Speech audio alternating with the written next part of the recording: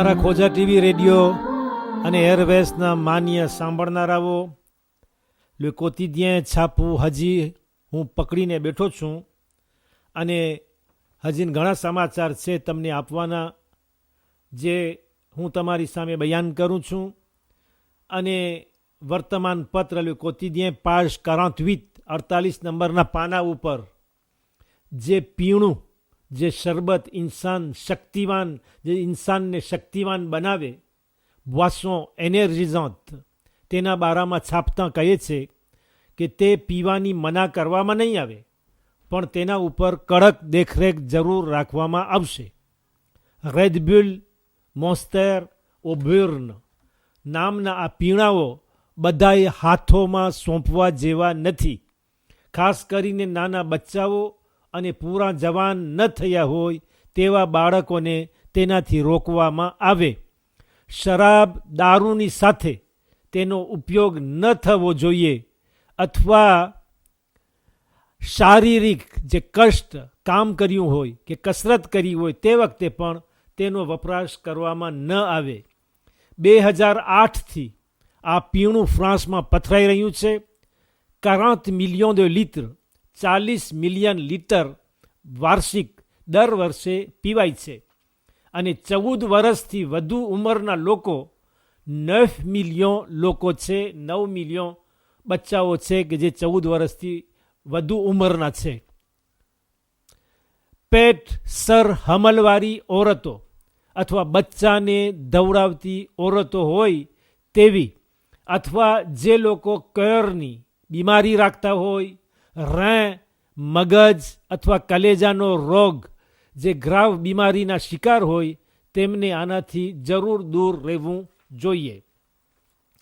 આ પીણું ફક્ત વેપારી નજરે જ પથરાઈ રહ્યું છે, આ તિત્ર કોમર્શિયલ, જેમાં જોઈતી દેખરેખ અને સલામતી નિગાહ રાખવામાં આવી નથી, એવું Agence nationale de sécurité sanitaire de l'alimentation, કે જે વસ્તીની ખોરાક સલામતી ઉપર સુરક્ષા રાખનાર સરકારી સંસ્થા છે, તેનું કહેવું છે. આ પીણાની અંદર કાફેઇન નામનું તત્વ વધુ પ્રમાણમાં સમાયેલું છે કે જે ઊંઘ, નીંદથી રોકે અને આગળ જતાં શરાબ, દારૂ, ગાંજા તરફ પણ ધકેલે છે. 1,800,000 આ પીણું વાપરનારની ઉંમર 65 વર્ષથી વધુ છે, એટલે 2 મિલિયન માણસથી થોડા ઓછા. પણ અજબ જેવું છે તે કહે છે કે તેઓમાં, આ લોકોમાં કોઈ પણ પ્રકારનો ચોક્કસ જોખમ હજી નજરે પડ્યો નથી. મધ્યસ્થતા માટે અપીલ કરવામાં આવે છે, એટલે આપેલ આ લા મોડેરાશન. પાનું ફેરવીએ અને page 52 નંબરના પેજ ઉપર આપણે આવીએ, જ્યાં આ છાપું લખે છે કે ઇઝરાયલ અને અમેરિકા દેશના સંબંધોમાં એક કાંટો ખૂચ્યો છે. બાઇબલની અંદર આમાલેક કરીને એક માણસ છે, જે યહૂદીઓનો કટ્ટર દુશ્મન હતો. ઈરાન તેમના માટે અત્યારે આમાલેક છે. તે વાટાઘાટ ઉપર ઈમાન રાખતો નથી. તે ઈરાન વિરુદ્ધ સજા અને ફૌજી તાકાત પસંદ કરે છે કે તેનો ઉપયોગ કરવામાં આવે.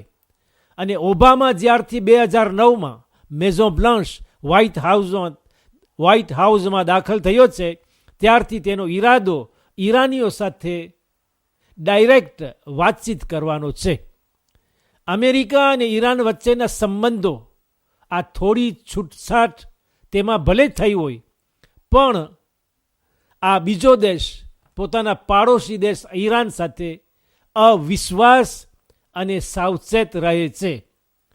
તેણે એટલે સુધી આગળ વધીને કહ્યું હતું કે તેનો દેશ કદી સ્વીકારશે નહીં કે ઇમામ ખોમૈનીનો દેશ પરમાણુ હથિયાર, એટોમિકથી સજ્જે, અને ભલે એકલો રહીને પણ તેનાથી તે રોકશે. અગર એકલું રહેવા મજબૂર થશે તો પણ તે એકલો રહીને તેની સામે લડવા છોડશે નહીં, ભાર દઈને તેણે પોકાર્યું હતું. page 53 નંબરના પાના ઉપર લે કોતિદિયન બિરમાનીના સમાચાર આપતા લખે છે કે એક 94 વર્ષની મુસલમાન ડોશી ઓરત 94 આની, જખમી કરીને તેને ગઈકાલ મારી નાખવામાં આવી અને ઘણા મકાનોમાં આગ લગાવી દીધી. દેશના પશ્ચિમી પ્રાંત વેસ્ટમાં આવું થયું હતું, જ્યાં બુદ્ધિસ્ટ કોમ અને મુસલમાનો વચ્ચે અથડામણો થઈ હતી. 18 ઘર આગનો ખોરાક બની ગયા એવું જણાવે છે. આની પહેલાના હિંસાભર્યા હુમલાઓની અંદર, વિયોલન્સની અંદર 200 માણસોએ પોતાની જાન ગુમાવી હતી અને 140,000 déplacés 1,40,000 માણસો સ્થળાંતર થયા હતા, એટલે એમને ખસેડવામાં આવ્યા હતા. બિર્માની દેશની વસ્તી બુદ્ધિસ્ટ મઝહબ બુદ્ધિસ્મ અપનાવે છે, જેમાં ફક્ત 4% કાતપુરુષો મુસલમાનો છે. વિયેતનામ ખાતે ઝંઝાવાત તીફોન પસાર થયો અને 5 માણસો પોતાની જાન ગુમાવી, 5 મોર અને une dizaine de disparus એટલે 10 માણસો લાપતા છે. એવું એક ખૂણામાં ગ્રો પ્લાના ટાઇટલ હેઠળ થોડા શબ્દોમાં આ છાપું લખે છે.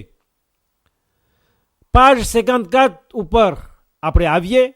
54 નંબરનું પાનું છે. છાપું પણ હજી લે કોતિદિયન છે. એ જણાવે છે કે ONU યુનોની સંસ્થા કે જે ખેતીવાડી અને ખાધા ખોરાકનું ભંડોળથી ઓળખાય છે, FAO, તેમનું કહેવું છે કે આ પાછલા 20 વર્ષમાં આશ્ચર્યજનક તરક્કીઓ થઈ છે. સિવાય આફ્રિક દેશમાં ભૂખ વિરુદ્ધની જંગ આગળ વધી રહી છે અને ગરીબીને પાછળ હટાવી રહી છે, છતાં 8 માણસોમાંથી 1 માણસ દુનિયા ઉપર ભૂખ્યો રહે છે અથવા પૂરું ખાવાનું મળતું નથી, ખાસ કરી આફ્રિકામાં અને આઝાદી શુદ્ધ એશિયા ખાતે દક્ષિણ ખાતામાં. 842 મિલિયન 8,42,000,000 માણસો ભૂખની મુસીબતમાં સપડાય છે. આફ્રિકામાં 21% 21% આંકડો છે, જ્યાં ભૂખમરાનો કાંટો સૌથી ઊંચો દેખાય છે અને 223 મિલિયન 223,000,000 માણસો ભૂખની પીડામાં રીબાય છે. 295 મિલિયન 2,95,000,000 માણસો આઝાદી શુદ્ધ એશિયાના દક્ષિણ કાંઠામાં રહે છે. એ જ પ્રમાણે દુનિયાની 12% વસ્તી 12% de la population mondiale પીવા યોગ્ય પાણીથી વંચિત છે, eau પોતાબલથી.